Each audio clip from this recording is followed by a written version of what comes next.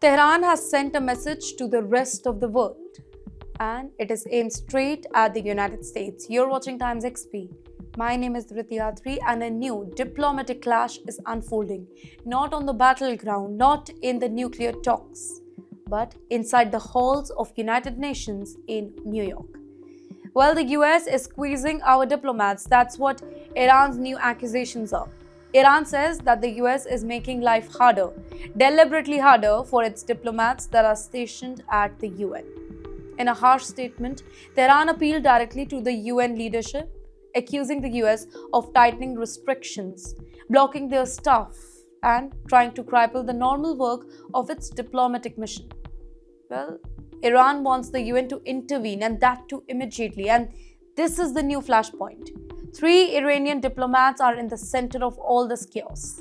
According to Tehran, the US State Department has stopped 3 mission employees from continuing their work. Iran calls it political. Iran calls it harassment. Iran calls it an attempt to silence its voice inside the UN.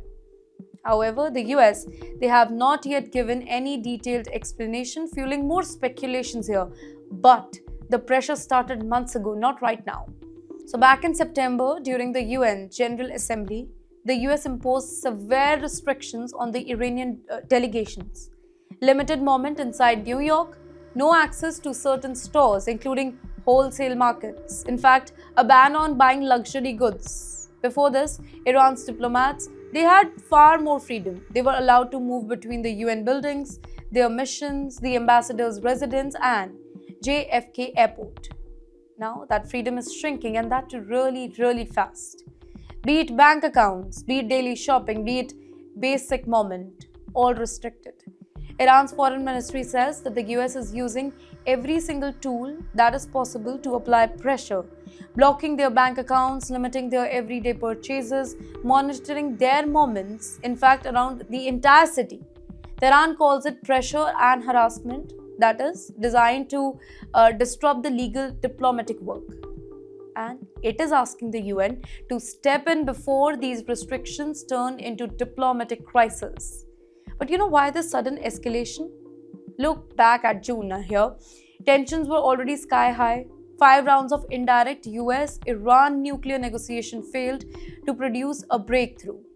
And then came the 12-day air war in June, where Israel and the US struck Iranian nuclear sites, pushing the ties to a breaking point. And since then, every argument, every sanction, every restriction has become another spark in an already dangerous fire. In the end, this isn't just about diplomats being restricted at the UN. This is about Washington and Tehran battling for influence, even on a neutral ground. This is about nuclear tensions shaping diplomatic behavior, and this is about the US using non-military pressure to limit Iranian operations.